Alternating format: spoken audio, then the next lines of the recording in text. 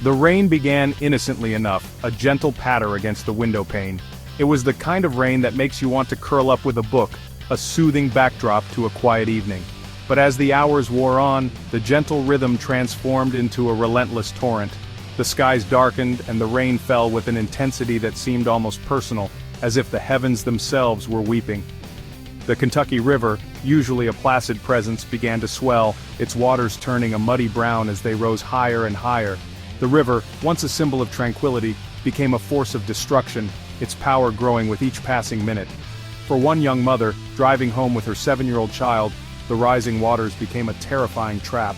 She had driven this route countless times, but tonight was different. The road ahead was no longer visible, obscured by the relentless downpour. Their car, caught in the swift current, was swept away before their horrified neighbors' eyes. The vehicle, once a safe haven, became a vessel of fear, tossed about by the merciless waters. The image of that car, disappearing beneath the murky water, is a searing reminder of the raw power of nature and the fragility of life. It is a haunting vision that will stay with those who witnessed it, a stark illustration of how quickly life can change. It is a tragedy that has left a community reeling, struggling to comprehend the sheer magnitude of their loss.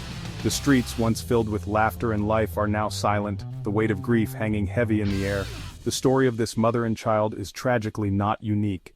Across the region, countless families are facing similar heartbreak, their lives upended by the unrelenting storms.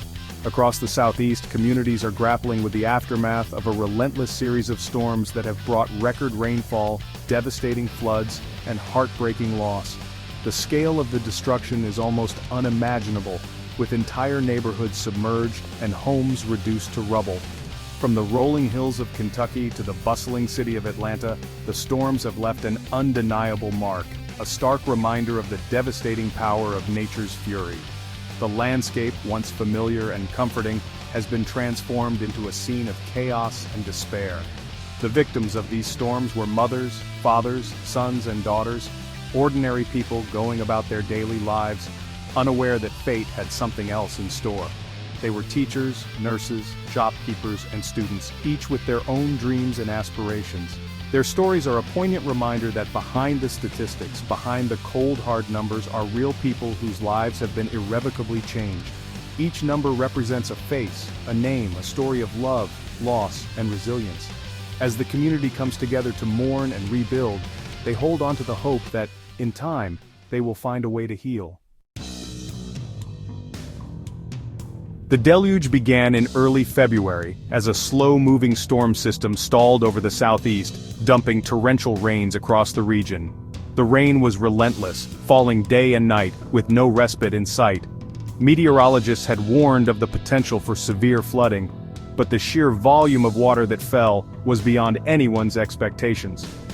Rivers and creeks, already swollen from previous storms, quickly overflowed their banks, transforming quiet neighborhoods into raging torrents. Streets that were once bustling with activity became impassable rivers, and homes that had stood for decades were suddenly at the mercy of the rising waters. In Kentucky, the hardest-hit state, the flooding was particularly severe. Entire towns were submerged, and the landscape was unrecognizable. The relentless rain turned fields into lakes and roads into rivers, isolating communities and making rescue efforts incredibly challenging. The Kentucky River, engorged by the relentless rainfall, surged to record heights, cresting at nearly 14 feet above flood stage. This unprecedented rise in water levels caused widespread devastation, with floodwaters inundating homes, businesses, and infrastructure. The flooding was relentless, swallowing homes, businesses, and entire communities in its path. Families were forced to evacuate with little more than the clothes on their backs, leaving behind everything they owned to the mercy of the floodwaters. Cars were swept away like toys, their mangled remains left stranded on streets that had transformed into rivers. The power of the water was astonishing, lifting vehicles and carrying them away as if they weighed nothing. Bridges crumbled and collapsed, cutting off access to entire towns. The destruction of these vital links left many communities isolated, with no way in or out, complicating rescue and relief efforts. The relentless deluge brought the region to its knees, leaving a trail of destruction in its wake. The aftermath was a scene of utter devastation, with homes destroyed, businesses ruined, and lives forever changed. As the floodwaters rose, so too did the death toll. Emergency responders worked tirelessly to rescue those trapped by the rising waters, but the sheer scale of the disaster made their task daunting. In Kentucky alone, at least 8 people lost their lives, their deaths a tragic testament to the unforgiving power of the floodwaters.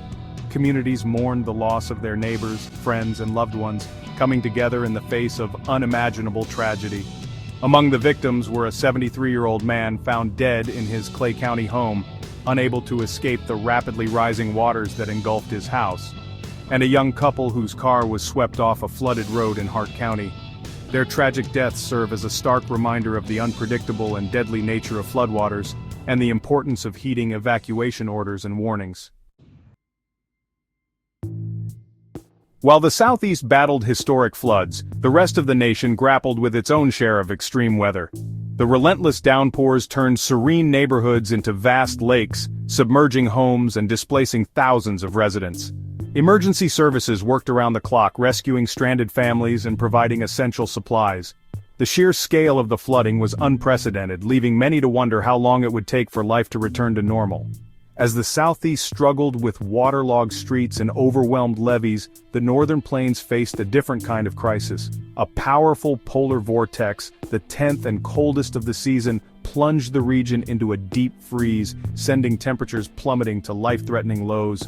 The Arctic blast brought with it not just frigid air, but also a sense of urgency. Communities in the Dakotas and Minnesota braced themselves as wind chills hovered between a bone-chilling -40 and -50 degrees Fahrenheit.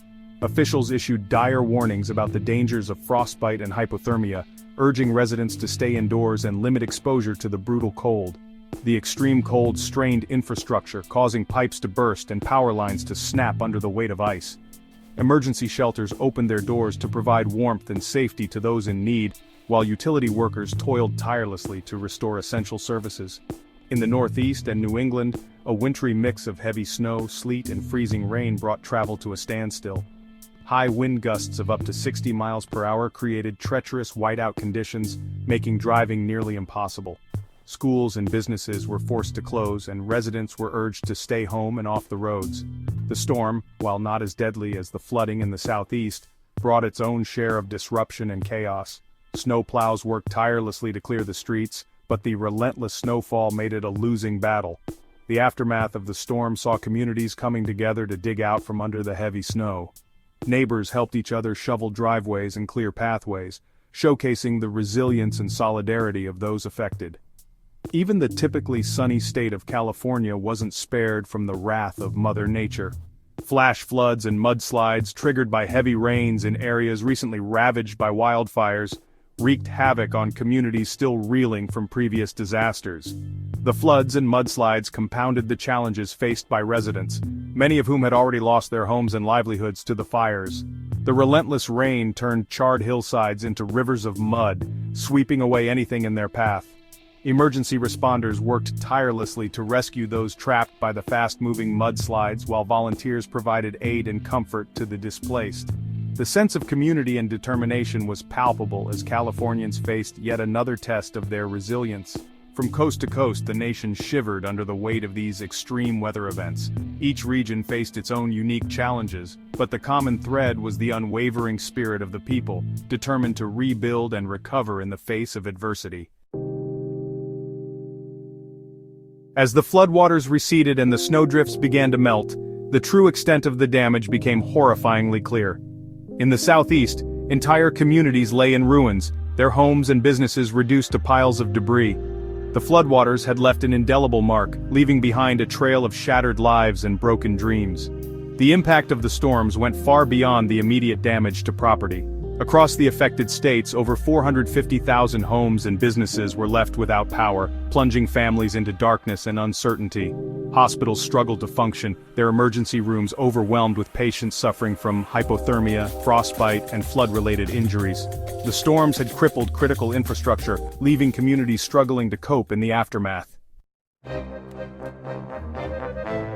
Federal aid has finally arrived, bringing much-needed relief to the affected areas. With resources now in place, recovery efforts can proceed more swiftly, and communities can begin to rebuild. This support is crucial for those who have lost so much, providing a glimmer of hope in these challenging times. Climate change is no longer a distant threat, it's affecting us here and now.